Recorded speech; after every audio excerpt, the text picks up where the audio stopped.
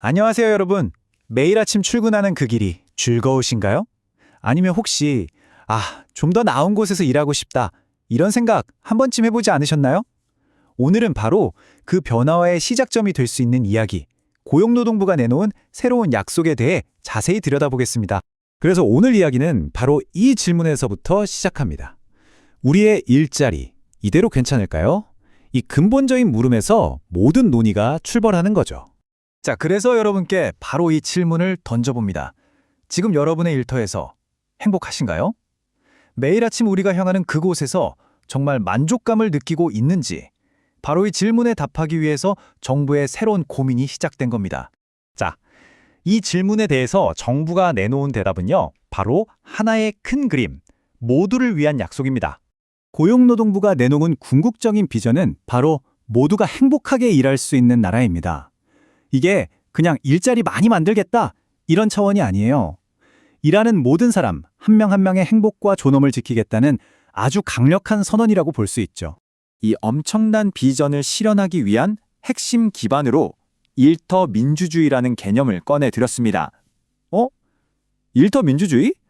좀 생소하게 들리실 수도 있을 것 같아요. 근데 이거 전혀 어렵게 생각하실 필요 없어요. 무슨 정치적인 구호 같은 게 아니고요. 우리가 나라의 주인이듯이 일하는 사람도 일터에서 부당한 일을 겪지 않고 기본적인 권리를 보장받아야 한다는 아주 상식적인 이야기입니다. 구체적으로는 딱 세 가지, 억울한 일이 없는 세상을 만들자는 거예요. 바로 이 세 가지입니다. 첫째, 목숨 걸고 일하지 않을 권리. 둘째, 내가 일한 만큼 정당하게 돈 받을 권리. 그리고 마지막으로 똑같은 일을 하면서도 부당하게 차별받지 않을 권리. 어때요? 정말 너무나 당연한 얘기 같죠? 하지만 바로 이 기본적인 것들이 지켜질 때 비로소 건강한 일터가 시작될 수 있다는 겁니다. 자, 그럼 이 좋은 원칙들을 현실에서 어떻게 구현할 수 있을까요? 우선은 지금 당장 우리 노동시장이 겪고 있는 문제들부터 해결해야겠죠? 정부가 딱 집어낸 우리 노동시장의 가장 큰 문제는 바로 네 가지 격차입니다. 누구는 안전한데 누구는 위험에 그대로 노출되는 위험의 격차, 땀 흘려 일하고도 돈을 떼이는 보상의 격차, 불합리한 차별의 격차, 그리고 특히 우리 청년들이 많이 겪는 기회의 격차까지. 이 불평등의 고리를 끊어내는 게 첫 번째 과제인 셈이죠. 그 첫 번째가 바로 위험의 격차를 해소하는 건데요. 이건 상대적으로 안전설비가 부족하고 위험에 더 쉽게 노출될 수밖에 없는 작은 사업장에서 일하는 분들을 국가가 더 적극적으로 보호하겠다, 이런 의미입니다. 그리고 두 번째는 보상의 격차 문제입니다. 여기에 대한 정부의 입장은 아주 단호해요. 임금 체불은 절도다. 땀 흘려 일하고 돈 못 받는 거, 이거 그냥 개인 간의 문제가 아니라 명백한 범죄로 보고 뿌리 뽑겠다는 강력한 의지를 보여주는 거죠. 그리고 세 번째는 성별이나 고용 형태에 따른 불합리한 차별을 없애는 거고요. 마지막 네 번째가 바로 이 기회의 격차 문제입니다. 사회에 첫 발을 내딛는 청년들이 부모 찬스나 운이 아니라 오직 자신의 노력과 실력만으로 공정한 출발선에 설 수 있도록 돕겠다는 거예요. 이런 정책 방향에는 사실 아주 중요한 철학이 담겨 있어요. 철학자 존 롤스가 정의론에서 말한 것처럼 진짜 공정한 사회라면 가장 힘든 사람에게 가장 큰 이익이 돌아가도록 만들어져야 한다는 원칙이죠. 그러니까 사회적으로 어려운 사람들을 먼저 챙기는 것이 결국 우리 모두를 위한 길이라는 믿음이 깔려 있는 겁니다. 자, 이렇게 현재의 문제를 해결하는 것과 동시에 우리는 또 다가올 미래의 변화에도 대비해야 합니다. 그래서 정책의 두 번째 큰 축은 바로 미래 준비입니다.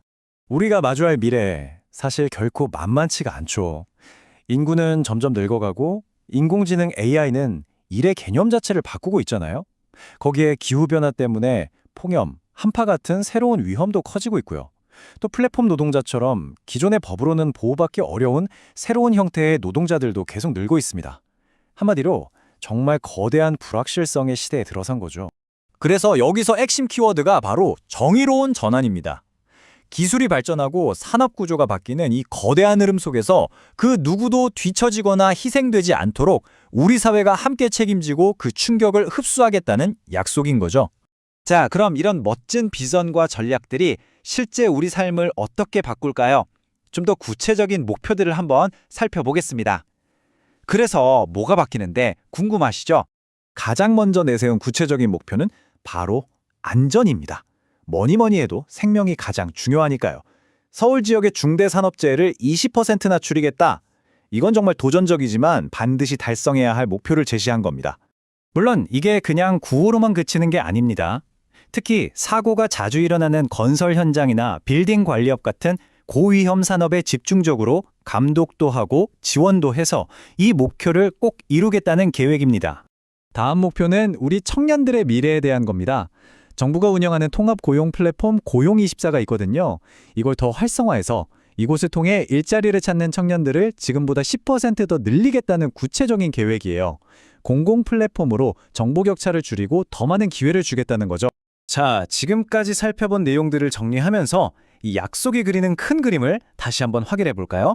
정리하자면 이렇습니다. 현재 우리 사회의 고질적인 불평등 문제를 해결하는 것, 그리고 동시에 다가올 미래의 변화에 미리 대비하는 것. 바로 이 두 가지가 이번 정책을 떠받치는 가장 큰 기둥이라고 할 수 있겠습니다. 결국 이 모든 약속이 향하는 곳은 단 하나입니다.